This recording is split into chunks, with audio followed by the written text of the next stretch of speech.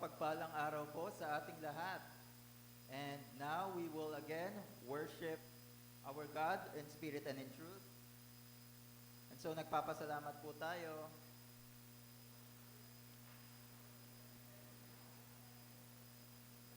Mic test. Ayan.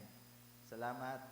At maraming salamat po sa ating Panginoon for a successful Christmas party that we had last Friday. You know, it was a great time for us to remember the life of our God, of our Lord Jesus Christ, who is God from the beginning, who became God incarnate, became man, became like us, and became the greatest gift sa ating buhay.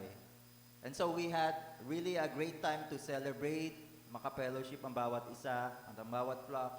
And we are just thankful na yung mga simpleng events like this, or just important events in our life, revolves around the remembering of the gift of our God. And as you can see rin po sa ating banner, allow me to borrow an insight from that. It says in Romans chapter 12, verse 12, patient in affliction, faithful in prayer, and dito sa kabilang side, we are joyful in hope, all because of Jesus Christ.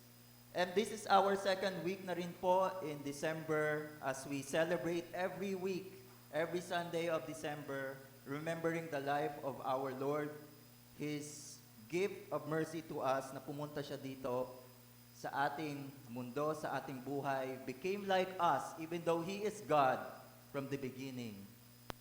And pinamisan na tayo na babalik siyang muli. And so, this is another time for us to celebrate. This is not just another worship service every Sunday that we do, but this is a special time for us to remember the life of our Lord. And so, again, welcome sa ating worship service. I invite everyone to please prepare our hearts and our minds. So I'll be asking everyone to find a partner or a group to start our worship in prayer. Sige po, at least 2 minutes.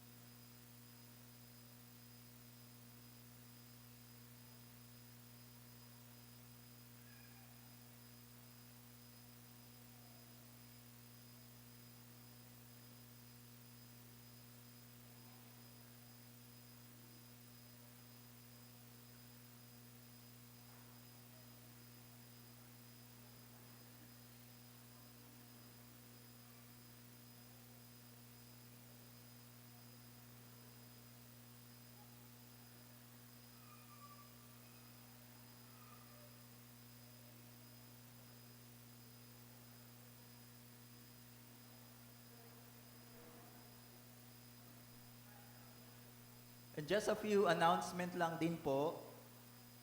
Every week, men's fellowship is every Saturday rather, at 9:30 in the morning at Multipurpose Hall.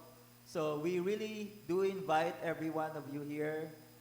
If you are a father, if you are a man, ini-invite po namin kayo sa aming fellowship, and this is being held sa ating Multipurpose Hall. We do not stop. Yun nga po ang pinag-uusapan namin sa men's fellowship. We do not want to stop sa fellowship, although there is a month-long break from all of our fellowship. It's because for us to give time sa ating mga family as we prepare for the entire Christmas season.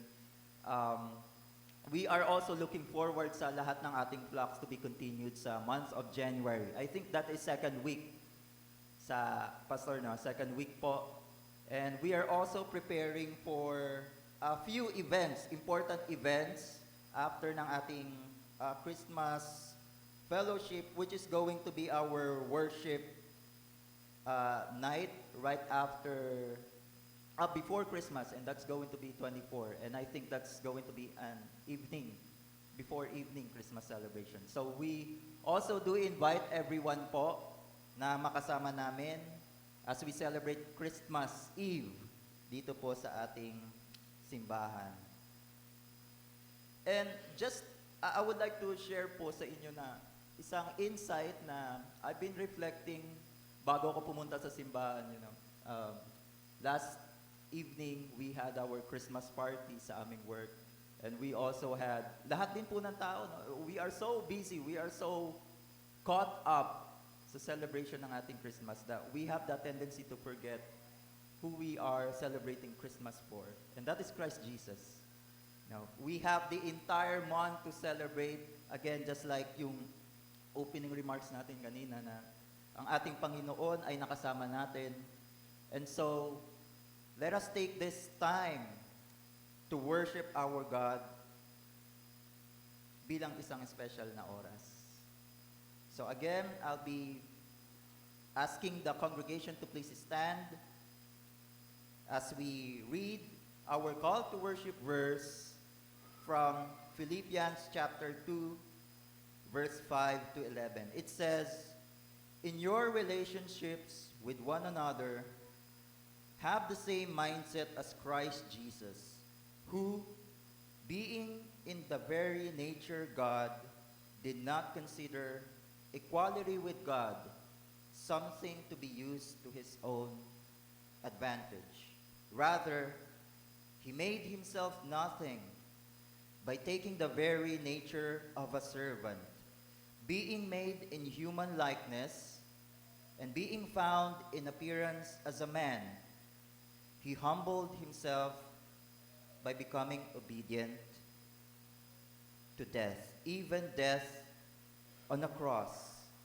Therefore God exalted him to the highest place and gave him the name that is above every name, that at the name of Jesus every knee should bow, in heaven and on earth and under earth, and every tongue acknowledge that Jesus Christ is Lord, to the glory of God the Father." Join me in a short prayer. Father, as we meet you today, this time, look upon your grace, look upon your mercy, Panginoon. Sa pagtingin namin sa inyong biyaya, sa pagtingin namin sa inyong kagandahan, sa pagtingin namin sa inyong kabutihan, Lord, we ask for you to meet us right now. We ask for anything that may hinder our worship in you. We also ask, Panginoon, na samahan niyo kami so that we can worship you in a way that is pleasing to you, Panginoon. Any unconfessed sins, anything, Panginoon, we ask for you to forgive us. I pray with our congregation right now na lahat ng gagawin namin in this worship service, makasama namin kayo, may it be a pleasing sacrifice. And not just our worship today, also our entire lives for the entire month of December. At hindi lang for the month of December, for the entire year. And as we welcome another year, which is 2025, Panginoon. Prepare our hearts as we remember your sacrifice, as we remember your greatest gift, Panginoon, which is our Lord Christ Jesus, who in the very beginning God became man for our salvation, for the glory of the Father. God incarnate. We want to thank you, Lord. And again, we lift you up in this place. We continue to speak the name of Jesus in this place, in our lives. In the name of Jesus we pray. Amen.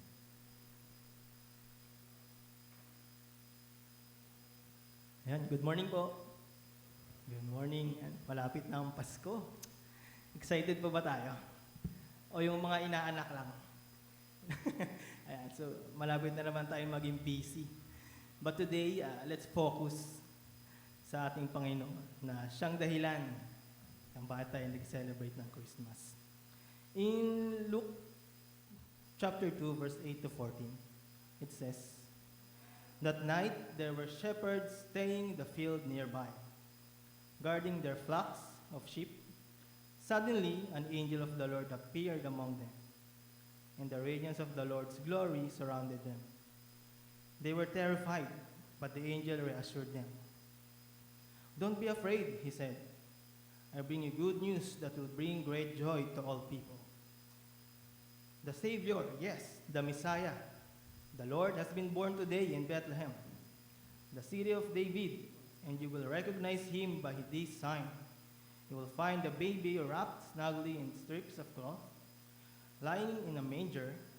Suddenly the angel was joined by a vast host of others, the armies of heaven, praising God and saying, 'Glory to God in highest heaven, and peace on earth to those with whom God is pleased.'"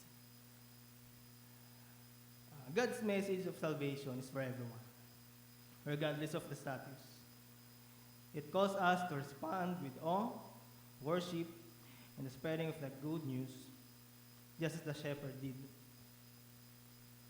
It's a moment that contains hope, joy, and the glory of God's love revealed to the world. An angel of the Lord brought this message of joy and peace, followed by heavenly hosts praising God, saying, "Glory to God in highest, heaven and peace on earth to those with whom He is pleased." So today, let's praise His name and lift His name.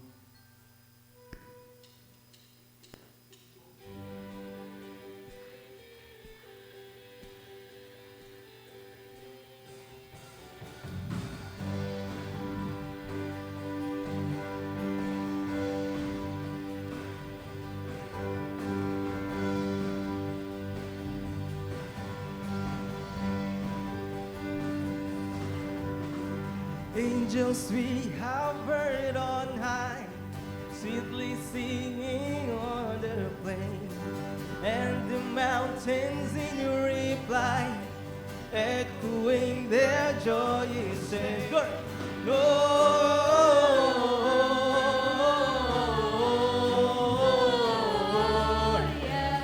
in excelsis Deo,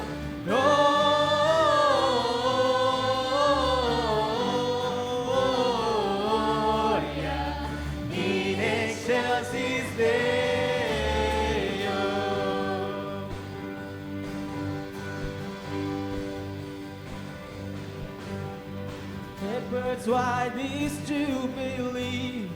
Why was joyous strains from above? What a gladsome tidings be, which inspire heavenly song. Gloria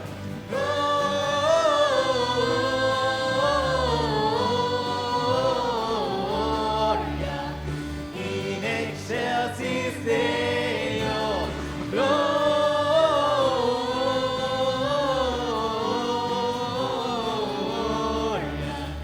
in excelsis Deo.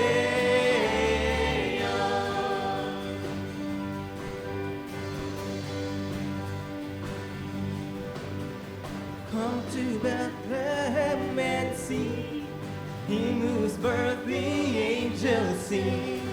Come adore on bended knee, Christ the Lord, a newborn King. Gloria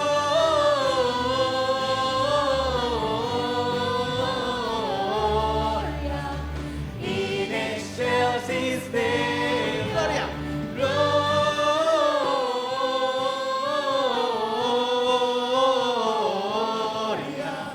in excelsis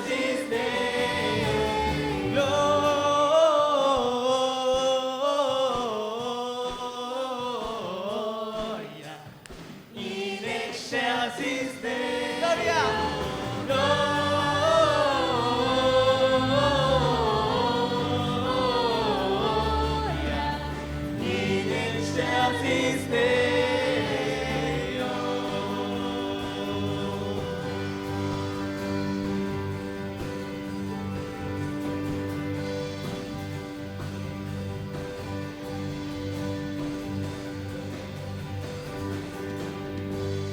Amen.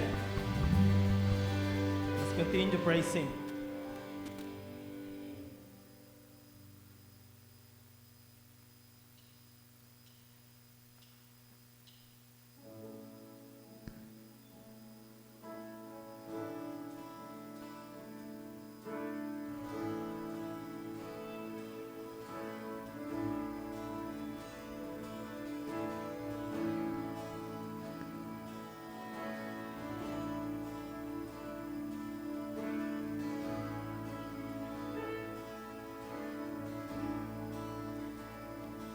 Oh, come, O ye faithful, joyful and triumphant.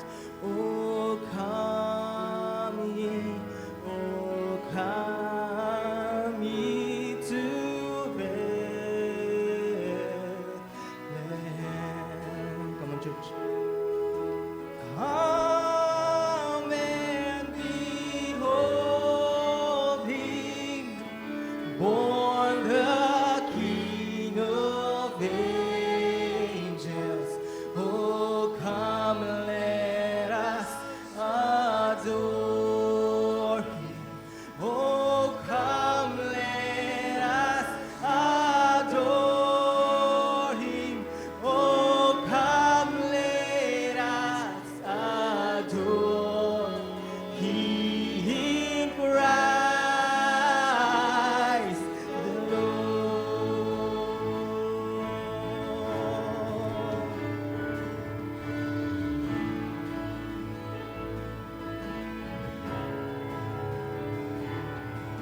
Sing, Christ of angels, sing in exaltation.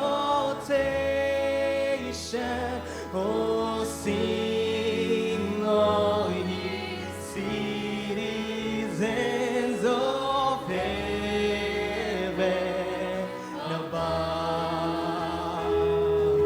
Glory to God, oh, glory in the highest. Oh, come, let us adore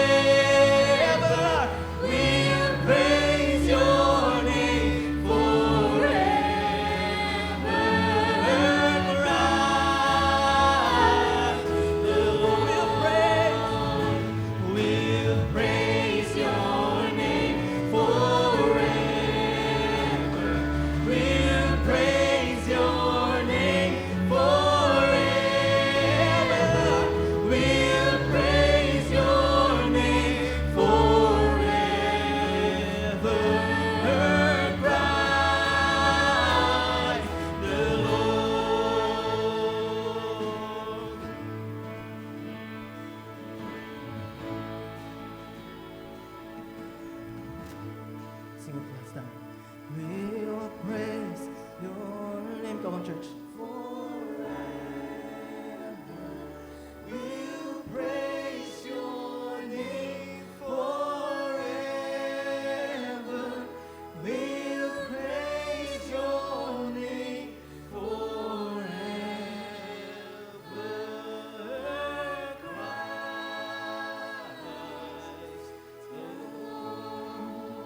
Yes, Lord. We'll praise your name.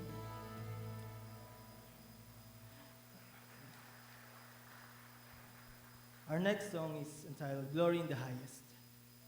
This song reminds us of the peace, hope, and joy that come to the world through Christ's birth, encouraging us to lift our voice in adoration and declare His glory. It celebrates the arrival of Jesus, the Savior, and calls us to join heaven and earth in giving God the highest praise. As we sing this song, let us proclaim the holiness of our God. He is the God who saves, the God who gives us mercy and grace. May His light shine upon us like the stars on the night when Jesus was born, that guide the shepherds. Let us sing with gladness that Jesus is Lord and shout, glory in the highest.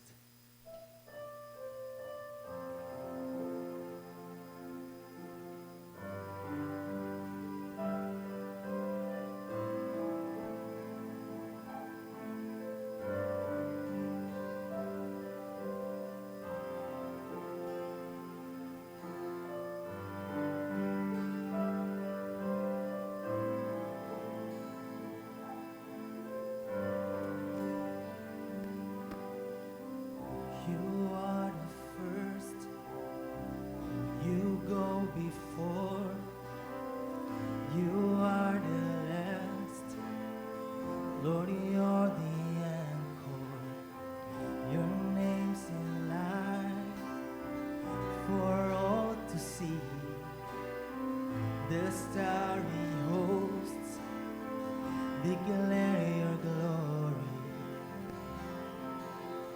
Glory in the highest. Glory in the highest. Glory in the highest.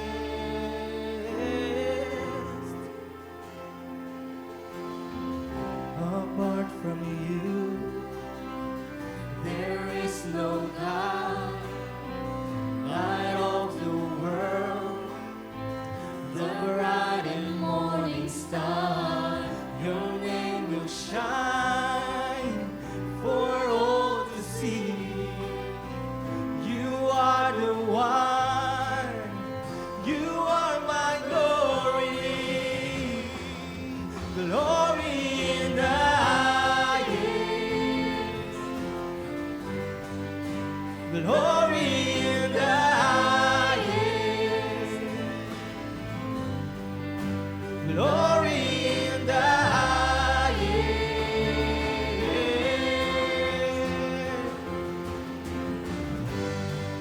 And no one else could ever compare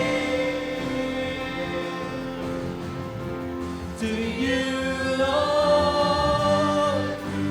All the earth together declare, glory in the highest, glory in the highest, glory in the highest.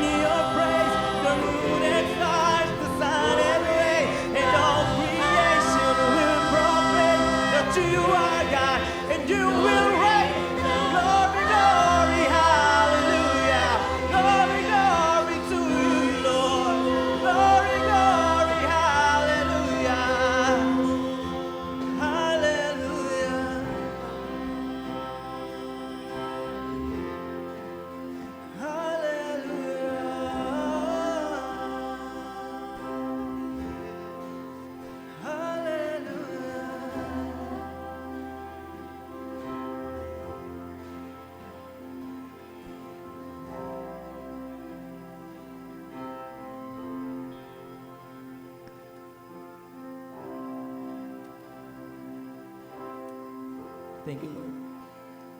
You're the glory in the highest, Panginoon. Salamat, Panginoon, sa iyong kaligtasan itinigay sa amin. Nawa, Panginoon, lagi namin kayong maalala na hindi lang dahil sa season na to, Panginoon, kaya namin naalala, Panginoon, na kayo namatay sa amin. Na lagi na yung may sa puso, Panginoon, na may Diyos na nagligtas para sa amin. Na may Diyos na namatay para sa aming mga kasalanan. Kaya, Panginoon, lahat ng papuri, pasasalamat ay ibinibigay namin sa inyo. In Jesus' name we pray. Amen. Amen.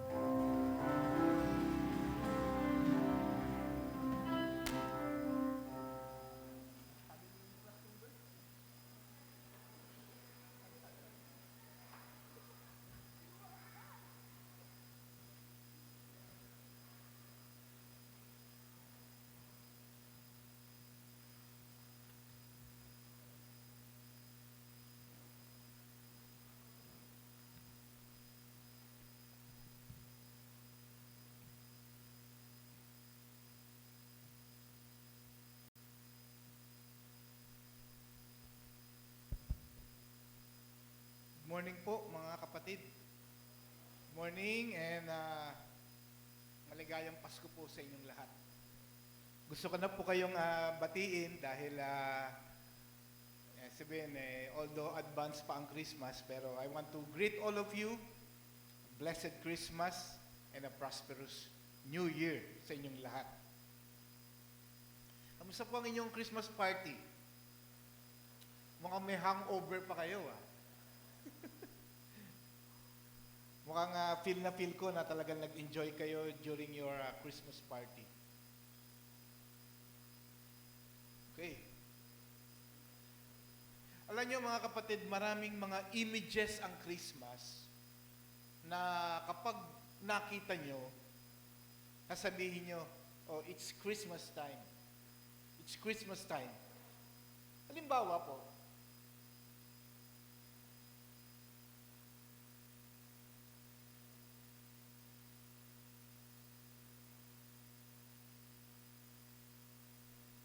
Halimbawa po,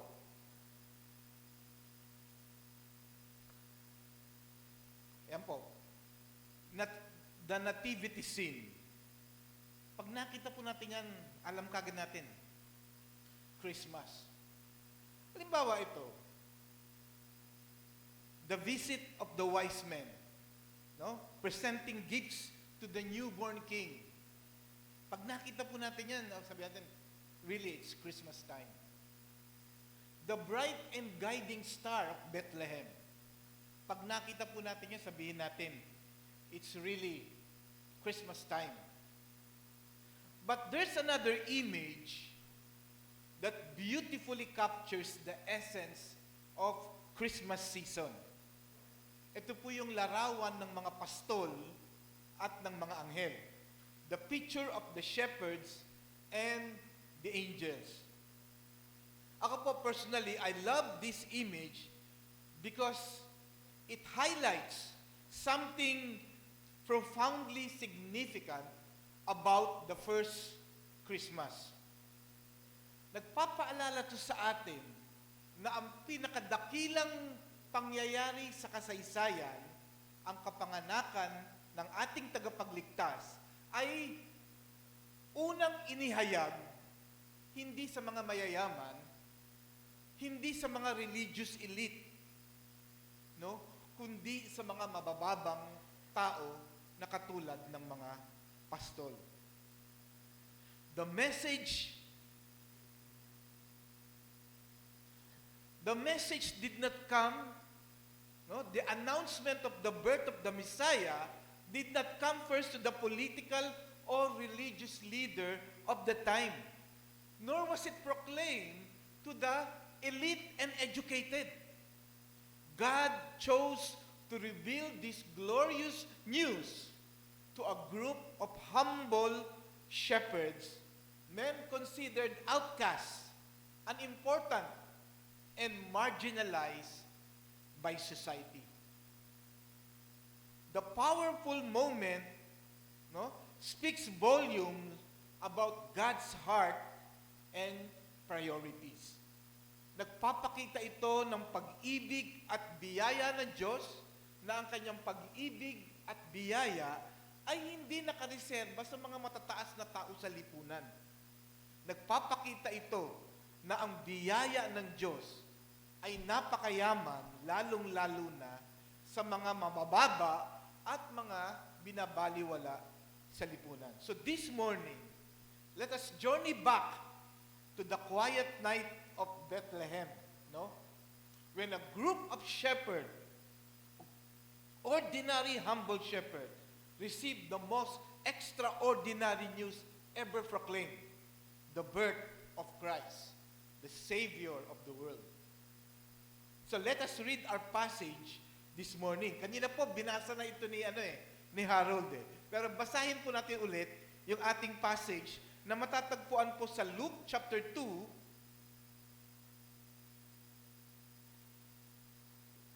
Luke chapter 2, 8 to 20. Basahin po natin. And there were shepherds living out in the fields nearby, keeping watch over their flocks at night. An angel of the Lord appeared to them, and the glory of the Lord shone round them, and they were terrified. But the angel said to them, "Do not be afraid. I bring you good news that will cause great joy for all the people. Today, in the town of David, a Savior has been born to you. He is the Messiah, the Lord. This will be a sign to you. You will find a baby wrapped in clothes and lying in a manger." Suddenly, a great company of the heavenly host appeared with the angel, praising God and saying, "Glory to God in the highest heavens, and on earth peace to those on whom His favor rests." When the angel had left them and gone into heaven, the shepherds said to one another, "Let's go to Bethlehem and see this thing that has happened, which the Lord has told us about." So they hurried off and found Mary and Joseph and the baby who was lying in the manger. When they had seen him, they spread the word concerning what had been told them about this child. And all who heard it were amazed at what the shepherds said to them. But Mary treasured up all these things and pondered them in her heart. The shepherds returned, glorifying and praising God for all the things they had heard and seen, which were just as they had been told. The Lord bless the reading of His Word. In this passage, mga kapatid, we can see several things. Una po, we can see, first of all, the recipient of the good news. Kayo na lang ang the recipient of the good news. Secondly, we can see the messengers of the good news. And third, we can see the message of the good news. And fourth, the response to the good news. So tingnan po natin yung una, the recipient of the good news. Who were the first group of people who received this great news? No? Who were they? Verse 8. Look at verse 8.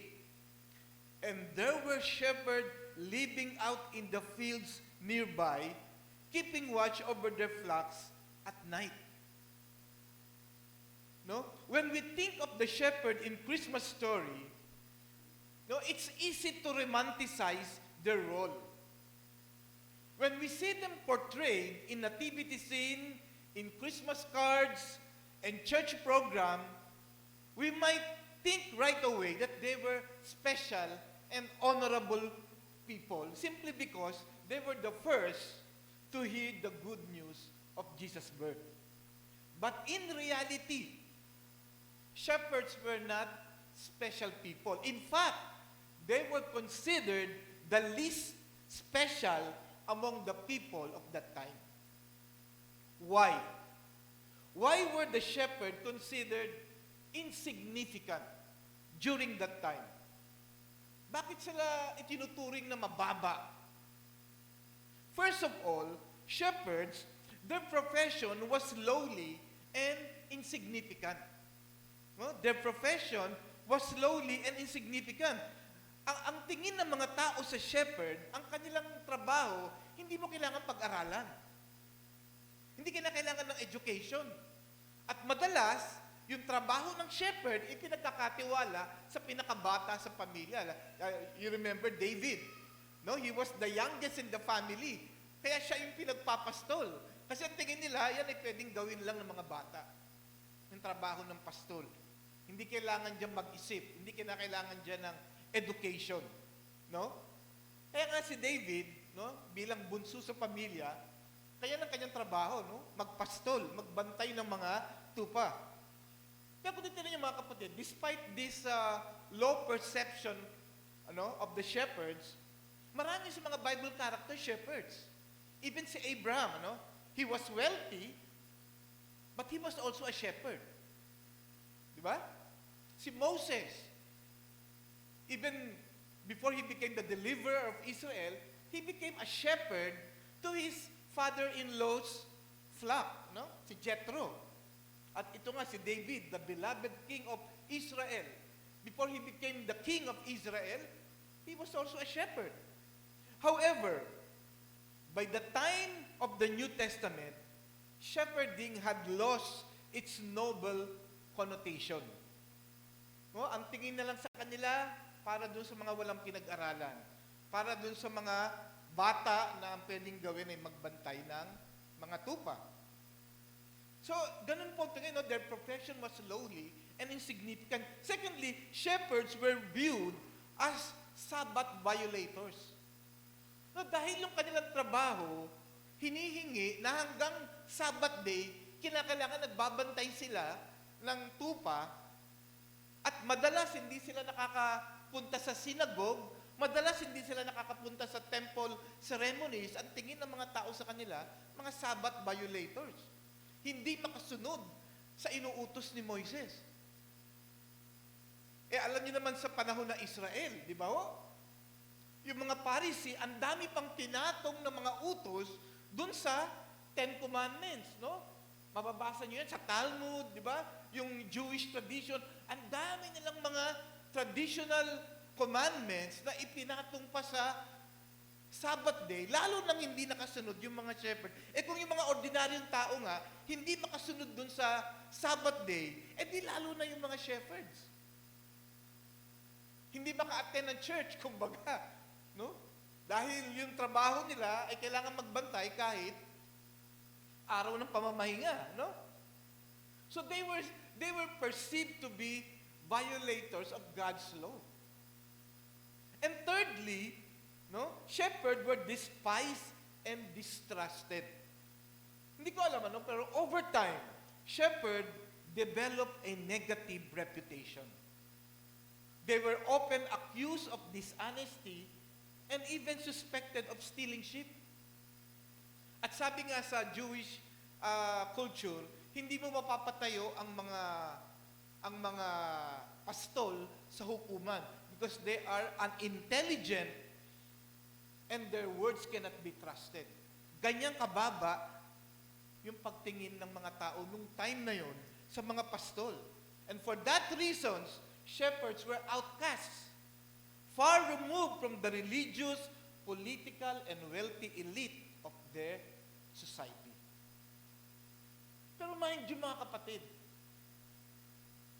the announcement of this greatest news was not given to the religious elite, not to the Sanhedrin, not to the Pharisees, not to the Sadducees. This greatest news was not given first even to the political leaders at that time, not to Herod and his officials, not even to the wealthy landowners during that time. God chose to announce the greatest news in history to these marginalized shepherds, the lowliest, most common, and despised member of society, mga taong walang halaga. Ano ang nagpapakita nito sa ating Diyos? Anong nire-reveal nito about our God? That first, God has a heart for the despised and marginalized. Ang pag-ibig at biyaya ng Diyos ay hindi nakareserba lang sa mayayaman, may kapangyarihan at mga edukado. Sa katunayan nga, mas malaki ang kanyang puso sa mga itinuturing ng lipunan na mababa, marumi, at walang hanggan. In fact, even the prophecy of the coming of the Messiah was given in the context that the Messiah will come for the poor people. Remember the prophecy given by Isaiah regarding the Messiah who will come? The Spirit of the Lord will come unto me, and I will preach the good news to the poor, to those who have been captives, to those who are blind, to the poor. Napakalaki ng puso ng Diyos sa mahihirap, sa mga tinuturing ng lipunan na walang hanggan. By choosing shepherd, God reminds us that His kingdom operates on a completely different value system. Sabi ni Paul, 1 Corinthians 1, 27 to 29, but God chose the foolish things of the world to shame the wise. God chose the weak things of the world to shame the strong. God chose the lowly things of this world and the despised things and the things that are not to nullify things that are, so that no one may boast before Him. Kaya nga, ang Panginoong Hesus, He was not even ashamed to identify Himself as the shepherd. In fact, He called Himself the good shepherd. No? Ito'y nagpapakita na hindi ikinakahiya ng Panginoon ang mga itinuturing ng lipunan noon na kahiyahiyang trabaho. He identified Himself as a shepherd. He is the good shepherd. At makikita natin dito, no? God has a heart for the despised and marginalized. And God's favor, secondly, we can see here that God's favor is not gained through religiosity or wealth. God's favor is not gained through religiosity or wealth. Ang kanyang pabor, ang kanyang blessing, ang kanyang kaligtasan ay hindi nakukuha sa pagiging relihiyoso o pagiging mayaman. The shepherd had no religious credentials. They had no wealth. They had no status. Yet they were the first to hear the good news. This demonstrates that salvation and favor with God comes only through His grace, not through human achievement. And look at our text. Let's go back to our text. And said, there were shepherds living out in the fields nearby. No? And there were shepherds living out in the fields nearby. Now, according to Moses, no, according to most of the history of that time, no, even afterwards, sabi diyan kasi, and there were shepherds living out in the fields nearby. Ayon sa mga historian, ang mga shepherds usually nasa field, no, from April to November. Yan usually ang time na nasa field sila.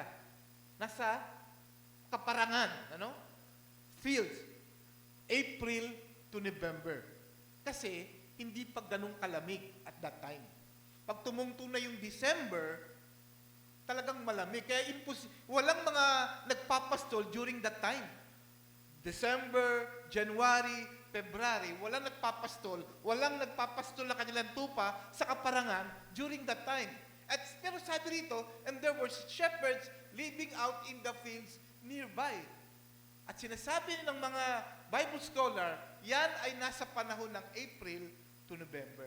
Kaya marami ang nagsasabi, imposibleng maging Pasko ay December. Kasi nga, yung mga pastol ay nasa kaparangan during that time. Hindi pa ganun kalamig. But of course, that's not the issue here. But we can just see in this that the shepherds were out in the field. At sinasabi lang ng mga Bible scholar, yan ay during April hanggang November.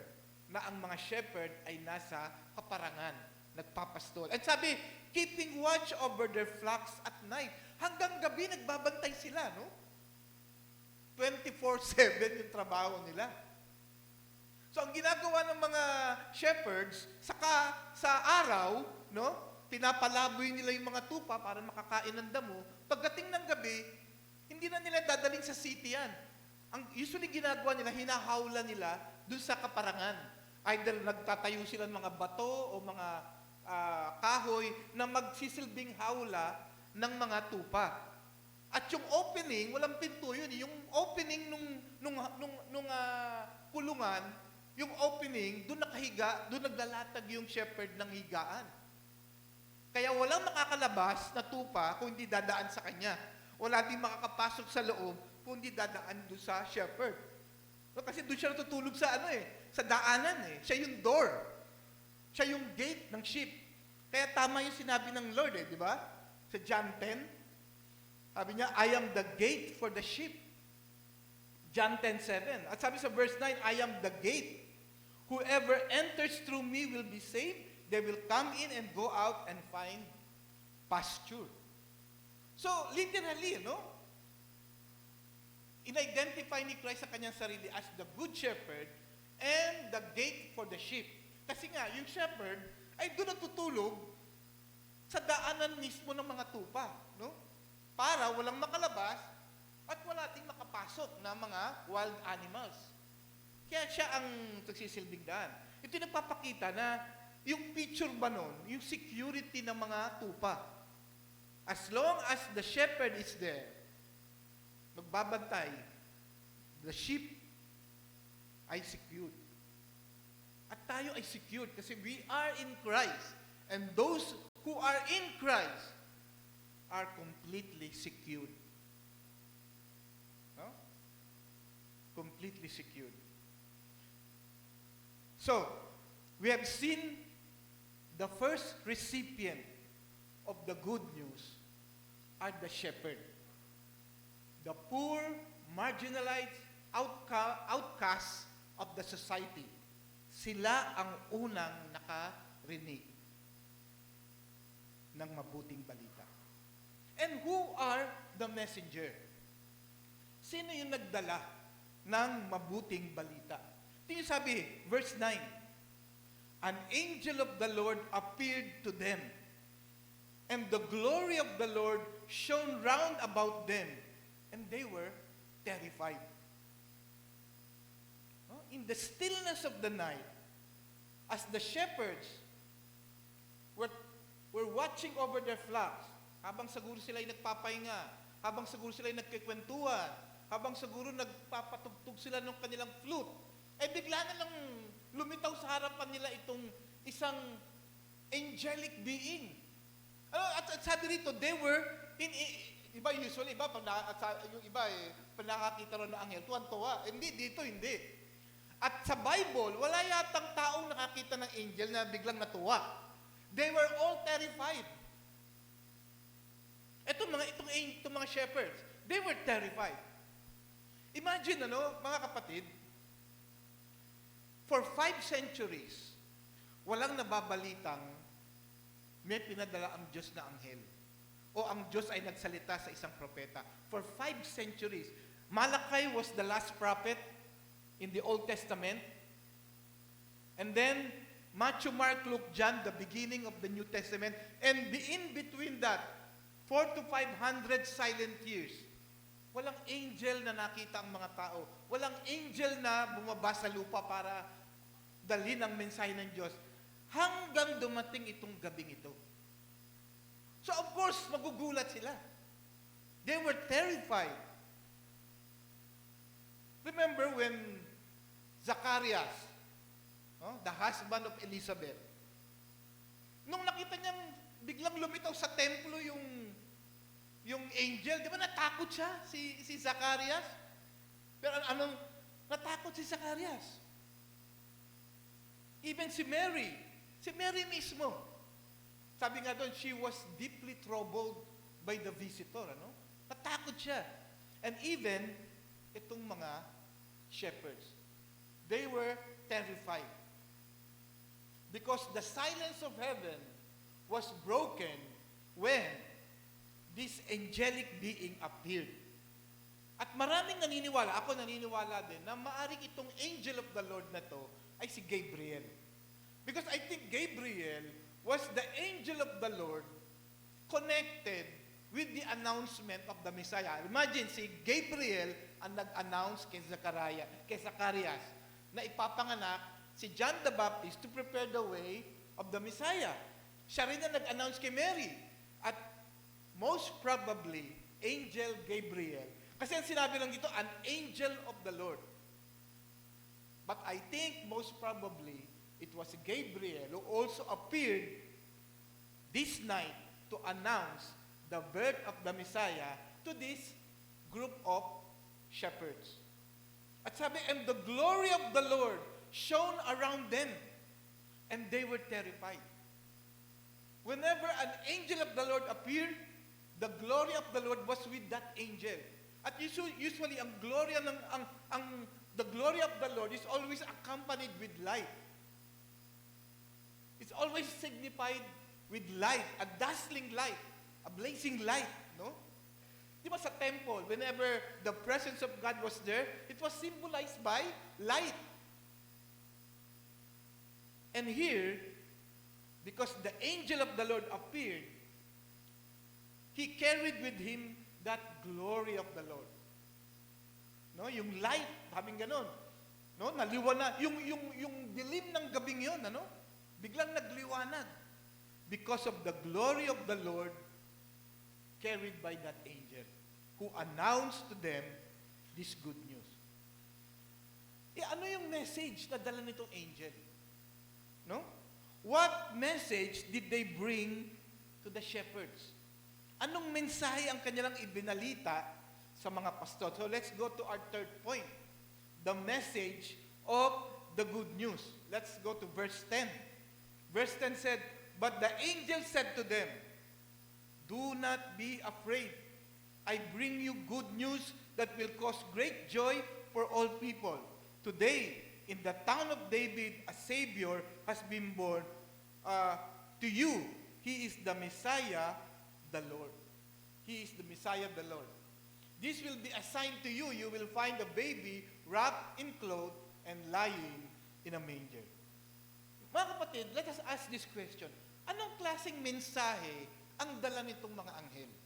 What kind of message did they bring to the shepherd? First of all, it was a message of comfort. It was a message of comfort. Sabi ng angel, do not be afraid. Do not be afraid. Because according to verse 9, they were terrified. No? They were terrified. So ang comfort ng angel sa kanila, do not be afraid. I think any people who will meet an angelic being will be afraid. Because in the Bible, ang anghel lumilitaw either magbibigay ng mensahe ng judgment o siya ang instrument ng Diyos para magbigay ng judgment. Remember, yung angel of the Lord who was the one who executed the sons of Egypt. No, yung the firstborn. So yung angel either carrier ng judgment, message of judgment, or they were the executioner.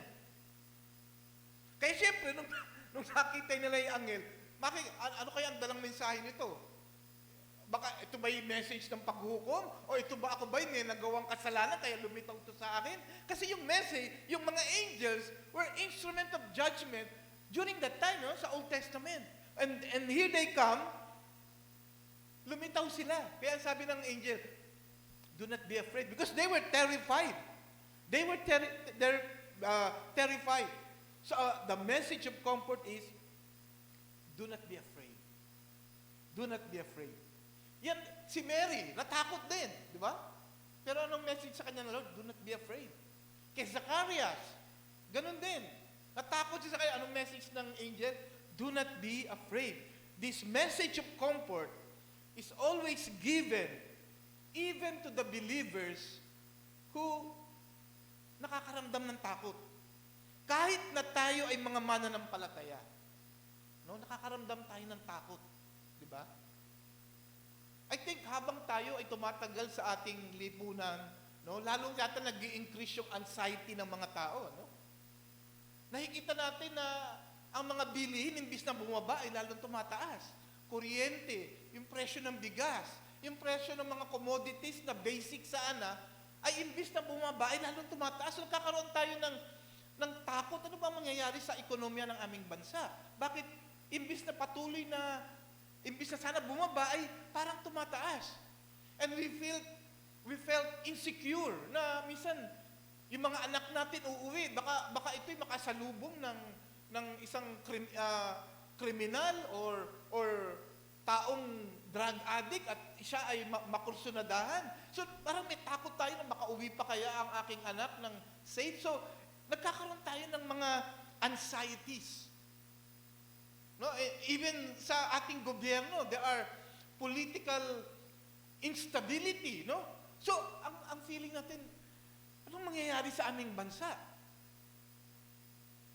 At kung ikaw ay meron pang dinadalang karamdaman, meron ka pang mga health issues, lalo pang nadadagdagan yung iyong anxiety. Pero yung message ng angel para din sa atin, do not be afraid. It's like the Lord saying, do not be afraid. Everything is under control. Everything is under control. So this is a message of comfort. Do not be afraid. Not only it is a message of comfort, it is also a message of joy. Sabi niya, I bring you good news that will cause great joy for all people. At totoo naman, after marinig ng mga shepherds, yung balitang dala ng anghel, they were so excited. Nagmamadali silang umalis at nagtungo dun sa pinag-anakan nung Messiah, no? Nagmamadali sila. It gave them great joy. Hindi katulad ni Haring Herodes. Remember, Matthew chapter 2, when the Magi came and told King Herod that, where is he that is born King of the Jews? Herod, instead of rejoicing, according to Matthew, he was greatly disturbed. He was greatly disturbed, and all Jerusalem with him. I thought they were expecting the Messiah. Instead of rejoicing,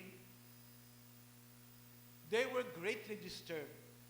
But for those who truly understand the message of Christmas, for those who truly know the meaning of Christmas, we can rejoice. Christmas is truly a joyful event. Kaya nga itong mga pastol, they were rejoicing nung matapos silang marinig yung mensahe. It will cause great joy for all people. So, the message is a message of joy. And not only that, it is also a good message. No, it was a good message. Kasi sabi niya, I bring you good news. I bring you good news. Sa iba, gospel. I bring you good news. O I bring you gospel that will cause great joy. Ito pong salitang good news ay nanggaling po sa Greek na combination. No? It's a combination of two Greek words. Yung you meaning good or well, at yung angelos o angelos meaning messenger or message. Yung angelos, diyan kinuha yung word na angel. Angelos or angelos or messenger or message. Put them together, euangelion means a good message or a good tidings, no? And usually, yung good news, yung euangelion, hindi lang ginagamit yan sa Christianity. In the Greco-Roman world, yung euangelion ay ginagamit kapag may nangyaring importanteng event like kapanganakan ng isang emperador. No, they use the word euangelion. But in the New Testament, whenever the word gospel or good news is mentioned, it always refers to the person of Jesus Christ, who was born, who died, and buried, and rose again after 3 days to bring salvation to those who will believe Him. That's good news. And in our passage, no? So nakita natin, no, it was a good message. It was a good message. And why was it a good message? Ano ba yung content? Ano ba yung content? Why was it a good message? Ito yung sinabi rito sa verse 11. Today, in the town of David, a Savior has been born to you. He is Messiah the Lord. Look at the time. Sabi, today. Ngayon, hindi natin alam kung ano yung specific date ng today na yan. No? Even Bible scholars were debating kung ano ba yung specific. At sabi nila, it's between 5 to 4 BC, yung taon ng kanyang, what no one could specifically pinpoint kung ano talaga yung today na yan, kung kailan yan. But nevertheless, we know that day and today, something happened in the place. And what place is that? In the town of David. And we know that town of David is none other than Bethlehem, according to the prophecy again.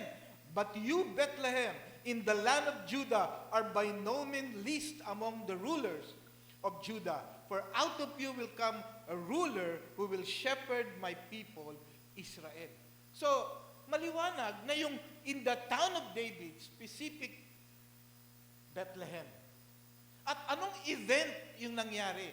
Diyan daw sa town of David. Ang sabi niya, first of all, sabi ng angel, ito yung main content ng good news, a Savior has been born. A Savior has been born. Ipinanganak ang isang tagapagligtas. No? And this is the very reason why the message is called good news, because a Savior has been born. Alam niyo po yung word na Savior, nanggaling yan sa salitang Greek na soter. No, soter.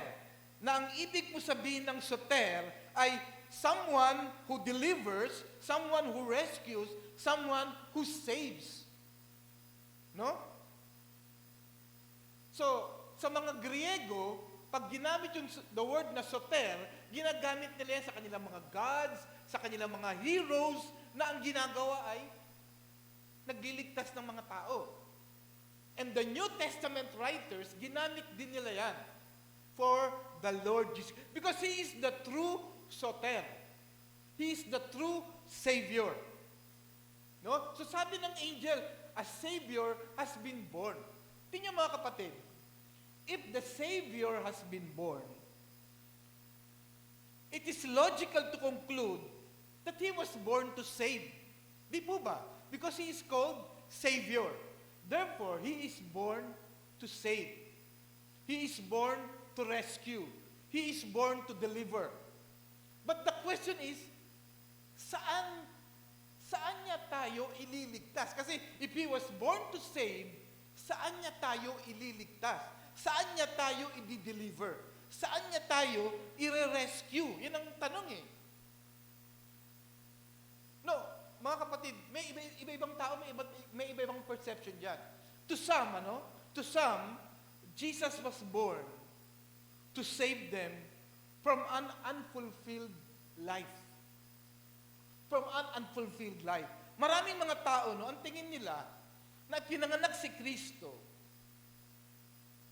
para ayusin ang kanilang buhay. Para solusyonan ang mga problema sa buhay. Yung tugunan yung mga hindi natupad na pangarap. Ayusin yung kanilang pamilya na nasa bingit na ng paghihiwalay. Yung mga anak na lumaki na panay sama ng loob ang binigay. No? O pinanganak si Kristo para ayusin yung kanilang kabuhayan na nasa bingit na ng bankruptcy. Parang ang tingin nila, si Kristo ay pinanganak so that my dream life will be fulfilled. Yung yung buhay na gusto kong maranasan ay maranasan ko. To others, Jesus was born to deliver them from debilitating habits. Ang iba ang tingin nila kay Kristo, isang tao o isang persona na magpapalaya sa kanila sa mga bagay na umaalipin sa kanila. Alcoholism, smoking, illegal drugs, gambling, pornography, and other sexual sins. They hope that his birth means freedom from the things that controls them. To others, Jesus was born to rescue them from poverty. Maraming tao na-impluwensyahan ng mga prosperity gospel, katulad nila Joel Osteen, kung narinig niyo siya, si Joseph Prince, Kenneth Copeland, ito yung mga preachers ng prosperity gospel. They were influenced by these preachers. They think of Jesus as the provider of material blessings, delivering them from the grip of poverty and leading them to wealth and prosperity. But the question is, was this the reason Jesus was born? Ito ba yung layunin? Ito ba yung pangunahing dahilan kung bakit siya ipinanganak? Pero totoo, mga kapatid, pag na-encounter mo ang Panginoong Hesus, pag nahipo niya ang iyong buhay, even your unfulfilled life, even your habit, even your material possessions will be affected by Christ. But those are not the primary reason Christ was born. Hindi yon. No? Hindi yon. Jesus was born primarily to deliver us from sin and its eternal consequence. Ang pangunahing problema ng tao ay kasalanan. Yan ang problema ng tao. At lahat ng problema ng tao nag-uugat sa kasalanan. Sin brings death. Sins brings separation from God. Ito ang naghihiwalay sa atin sa Diyos. Ito ang nagdala sa atin ng kamatayan, hindi lang pisikal, kundi spiritual. At ito ring kasalanan ang magdadala sa tao sa walang hanggang kapahamakan. Jesus was born primarily for this reason, to deliver us from sin and its eternal consequence. Ano yung pangalang Jesus na ibinigay ng angel kay Joseph? Name him Jesus. Why? Because he will save his people from their sin. From their sin. Jesus was born not just to address symptoms of human suffering, but to tackle the root cause. And the root cause is what? Sin. Ang kasalanan ang ugat ng lahat ng ating problema. Ang kasalanan ang nagdala sa atin ng kamatayan, iba't ibang uri ng sakit, at iba't ibang problemang pangrelasyon. Kaya si Kristo ay naparito para wakasan ang kapangyarihan ng kasalanan sa ating buhay. Mga kapatid, maybe kayo ay merong dinadalang mga habitual sin na hindi kayo makawala. Marahil ang inyong pamilya ay merong mga problemang napakabibigat. Jesus has a solution for that. Pero the main reason He was born this Christmas ay para konfrontahin natin ang kasalanan. We are born sinners and we cannot come to God kung hindi natin pagsisisihan ng kasalanan at tatanggapin si Kristo na tanging tagapagligtas natin. He was born a Savior. Therefore, ang makapagliligtas lang sa atin sa kasalanan ay yung Savior na to, ang Panginoong Hesus. There is no other Savior. It is not religion, no? It is not the law. Hindi mabubuting gawa natin ang magdadala sa atin sa kaligtasan. Kaya ipinanganak si Kristo for that reason, to to save us because we cannot save ourselves. At tinawag din ng angel, who is the one who was born? A Savior. Pero hindi lang sinabi niya, no? Hindi lang Savior. Sabi niya, today, in the town of David, a Savior has been born to you. He is the Messiah. He is the Messiah. Sa NIV, Messiah ang ginamit. Sa NASB, ang nakalagay, for today, in the city of David, there has been born for you a Savior, who is Christ. So the one who was born in Bethlehem, Savior, and He is the Messiah or Christ. At ang ibig po sabihin ng word na Messiah sa Hebrew at yung Christ, Christos sa Greek, ay anointed one. Anointed one. And there are 3 offices in the Old Testament who were anointed. Priest, prophet, and king. Ibig sabihin, Jesus Christ was born to fulfill that 3 offices. He was born to be a priest, to mediate us, no, sa Diyos, to intercede us to God. He is the priest. And He is born, no, He was anointed as a prophet. He will declare God's will to us. In fact, He is the incarnated Word. He's the prophet. And He is the King. He will come, He will return as the King of Kings and the Lord of Lords. He was born to fulfill that 3 offices. At yung word na Lord, sabi niya, for today, in the city, in the town of David, a Savior has been born to you. He is the Messiah, the Lord. Curious, the Lord.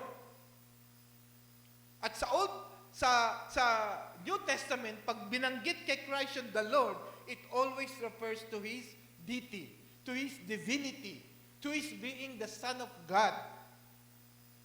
Kaya sinasabi ng angel, the Son of God has been born to you, the Lord. No? He is the Emmanuel, Christ of God with us. That's the content of the good news.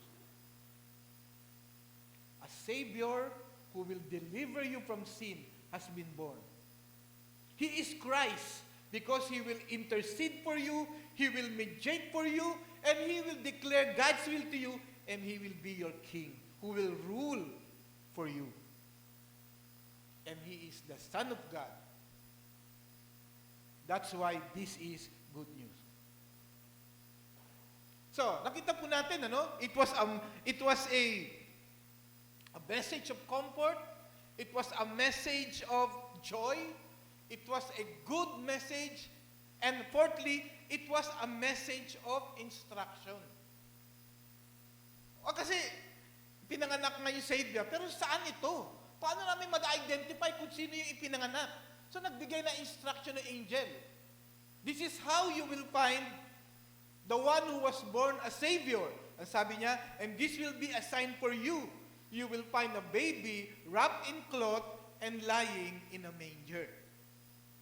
Siguro naman, wala naman sigurong iba pang pinanganak doon sa manger, na iniga sa manger. Tangi, kaya nga siguro talagang pinili ng Panginoon na doon ipanganak para madali siyang matagpuan nitong mga taong ito na maghahanap sa Kanya. Because I think walang taong ipapanganak sa stable.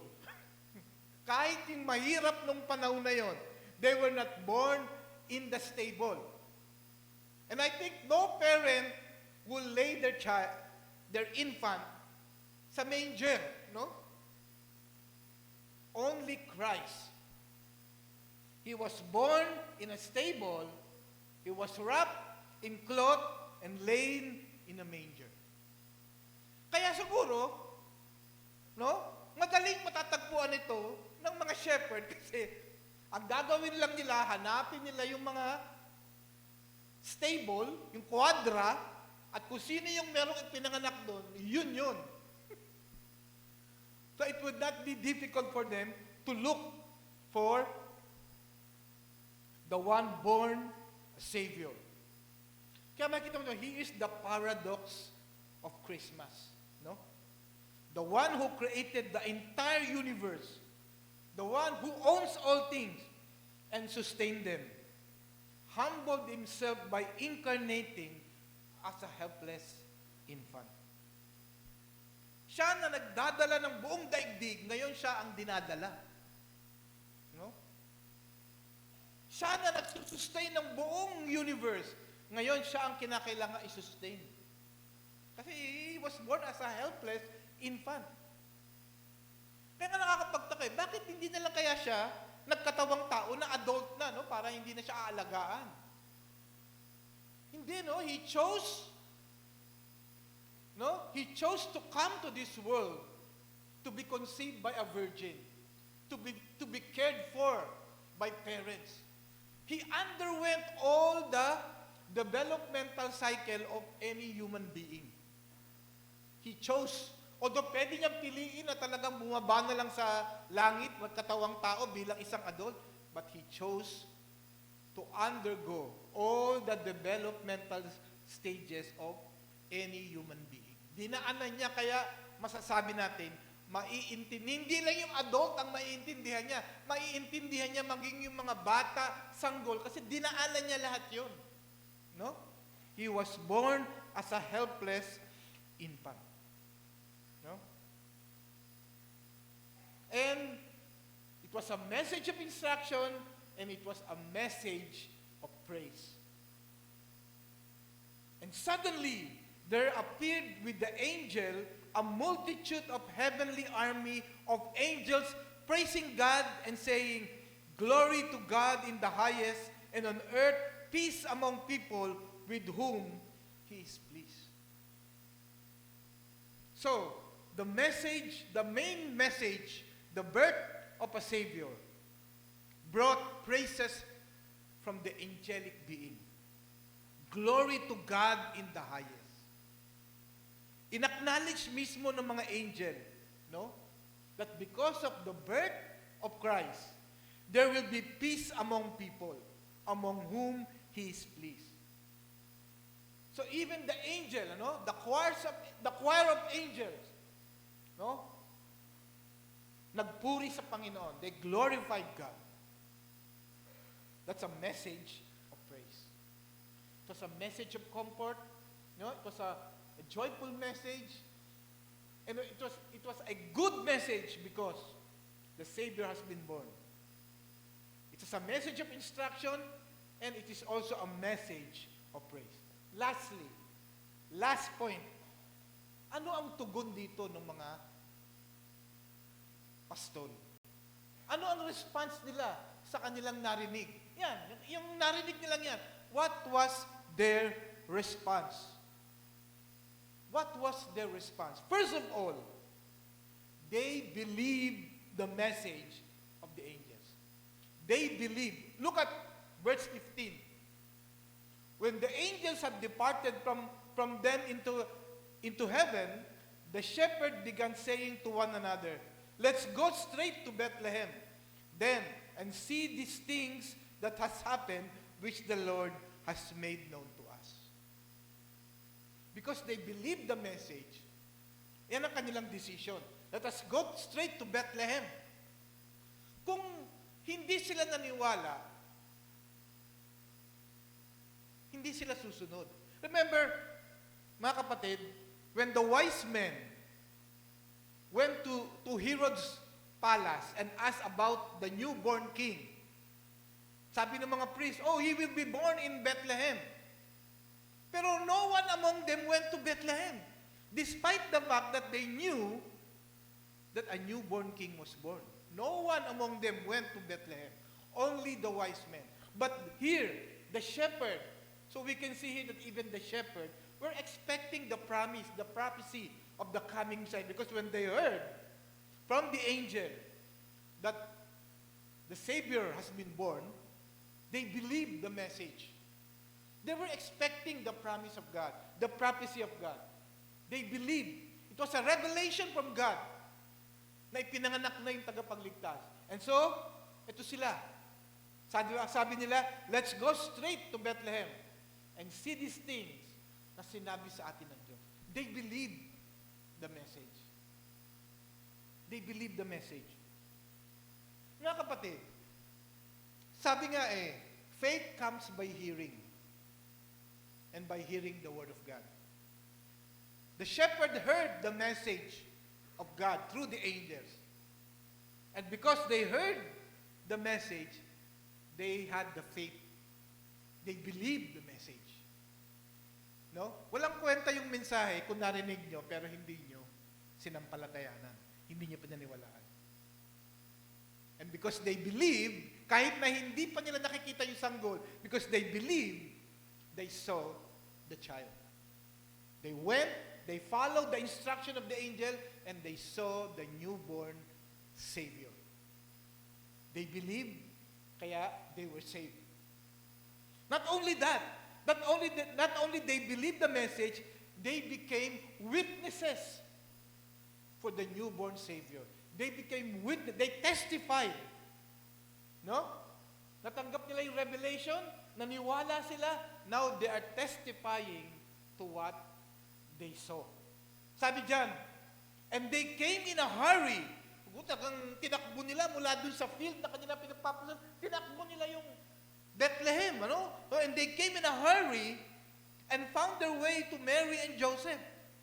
And the baby as he lay in the manger. Tama pala, nakahiga nga sa sabsaban, ano? Exactly as the angel told them. And when they had seen him, look at what and when they had seen him, they made known the statement which has been told them about this child. Kinuwento nila kay Mary and Joseph yung mga nakita nila. And after this, and all who heard were amazed about the things which were told them by the shepherds. They became witnesses. After they saw the child, they spread the news about the birth of the Savior. And I think that's the best response this Christmas. All of us who experience the true meaning of Christmas, if you really experience the true meaning of Christmas, we ought to be witnesses for that. Ipamahagi natin. Marami nagse-celebrate ng Christmas, they don't know the reason why they celebrate Christmas. Sabi nga ng isang interview sa Japanese na during Christmas time, sabi ng interviewer, why are you celebrating Christmas? Sabi ng Japanese, I don't know, was it the resurrection of Christ? So, many celebrate Christmas, but they don't know the reason for the season. And tayo na nakaunawa ng mensahe ng Christmas, we ought to be witnesses for the Savior, so that they too will experience the saving power of Christ. Lastly, they glorified and praised God. They glorified and praised God. Sabi niyo sa verse 19, but Mary treasured all these things, pondering them in her heart. And the shepherd went back, glorifying and praising God for all that they had heard and seen, just as had been told them. They believed the message. They testified. They became witnesses for the message. And now, they are praising God and glorifying God. I think this is the fitting response this Christmas. We should glorify and praise God for what He has done in sending His Son for us. Remember again, in conclusion, we have seen kanino ipinadala ang mensahe? Sa mga humble, poor, and marginalized shepherd. They were the recipient of the good news. And who were the messengers? The angel, most probably Gabriel. And the message of the good news is what? A Savior has been born who will deliver us from sin and its consequence. And what should be our response? We should believe the message. We should believe the gospel. We should testify for the gospel. And we should live for glory and for praise of the Lord God. Let's pray. Panginoon, marami pong salamat dahil hindi mo pinagkait sa amin ang iyong anak. I praise you and thank you, O God, because of your great love, your amazing grace, your abundant mercy. We do not deserve to be given a Savior. But despite of our unworthiness, Lord, you have given us your Son to be our Savior from sin. I pray, O God, that in this congregation, kung meron man pong hindi pa nakakatiyak sa kanyang kaligtasan, kung meron pa mang hindi pa nakakatiyak ng kanyang patutunguhan, I pray that in this day, O God, they will come to Christ. They will acknowledge their sin, and they will put their faith on the Lord Jesus Christ as their Savior. Lord, we thank you that because of this Christmas, because of the Lord Jesus Christ, we can celebrate the true meaning of Christmas. And for that, Lord, we praise you and we honor you. In Jesus' name, amen.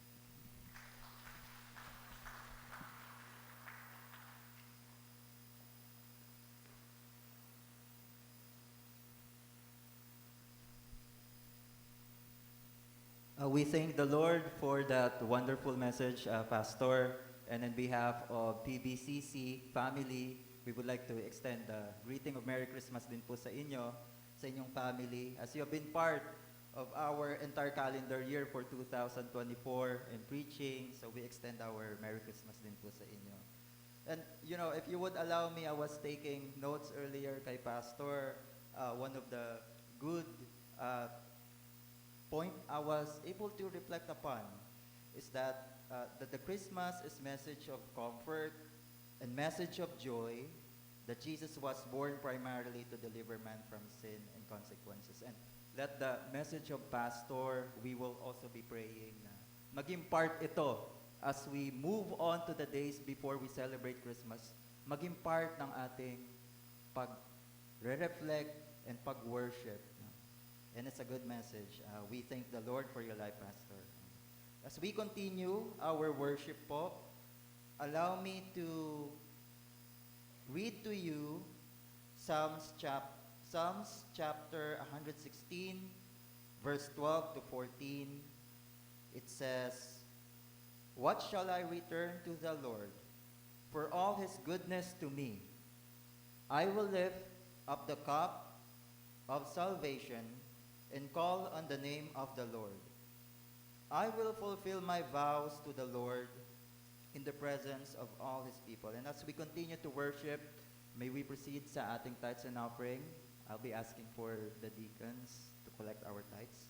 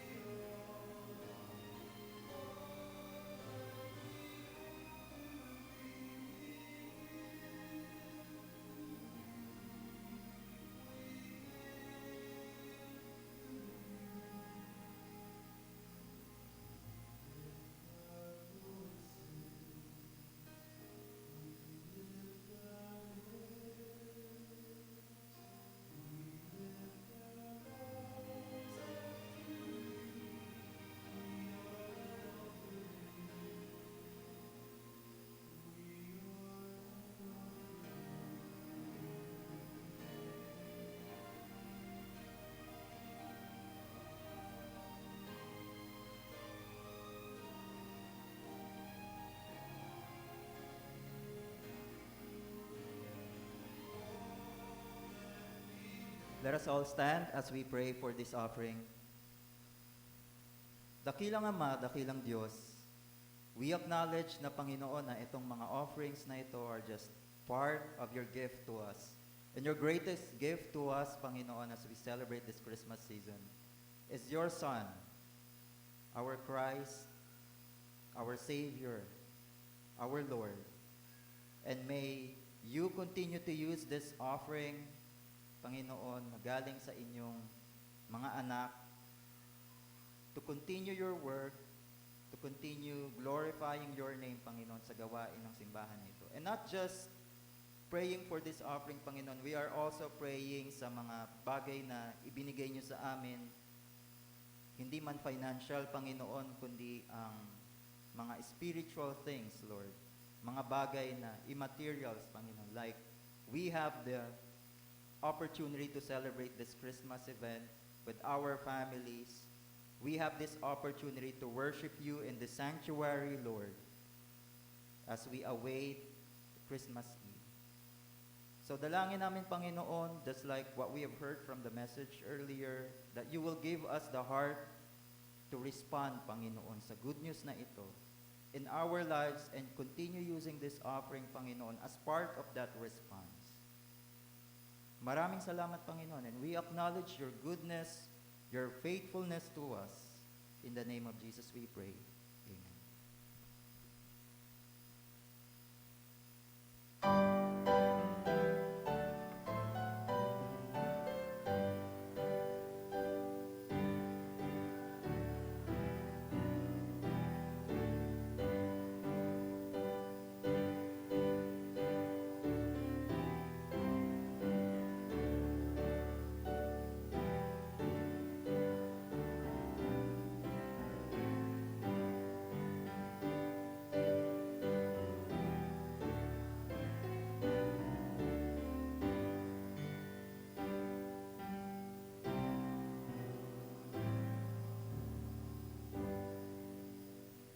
Before we call on Pastor Al, we have really want to iterate po yung ating Christmas worship service, and that's going to be 6 p.m. So at least we have still time to prepare our schedule po, ano?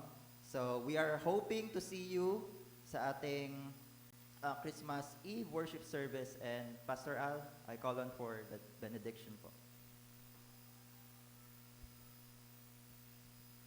Pray.